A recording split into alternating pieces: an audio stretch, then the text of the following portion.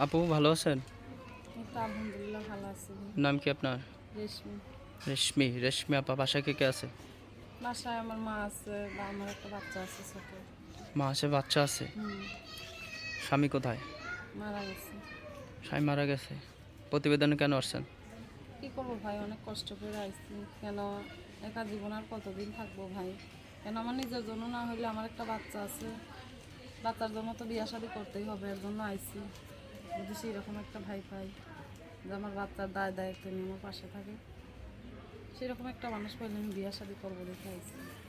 কতদিন হলো স্বামী মারা গেছে? এই যে 2-2.5 বছর হয়েছে। 2.5 বছর হচ্ছে। বাচ্চার বয়স কত? 3 বছর। 3 বছর। বাবা নাই?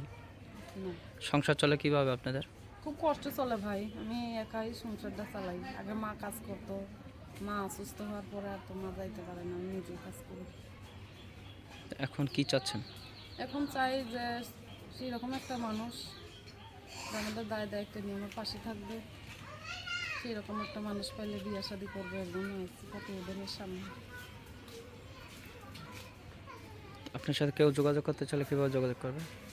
আমার মোবাইল নাম্বার আছে, সেভাবে বলতে পারি। নাম্বার কি মুখস্থ আছে? না ভাই, মুখস্থ না।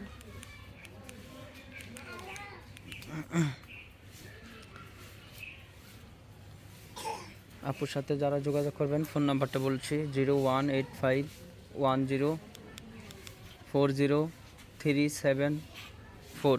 এটা আপনার নাম্বার? হুম। নাম্বারটা আরেকবার বলছি: 01851040374। এটা আপনার নাম্বার? হ্যাঁ ভাই, সবসময় খোলা পাওয়া যায়? সবসময় খোলা পাবো। ইমো হোয়াটসঅ্যাপ আছে?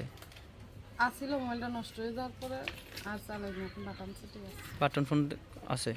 বাটন ফোনে কথা নষ্ট হবে? হয়ে গেছে ভাই। বাটন ফোনে কথা হবে? হ্যাঁ, বাটাম ফোনে কথা।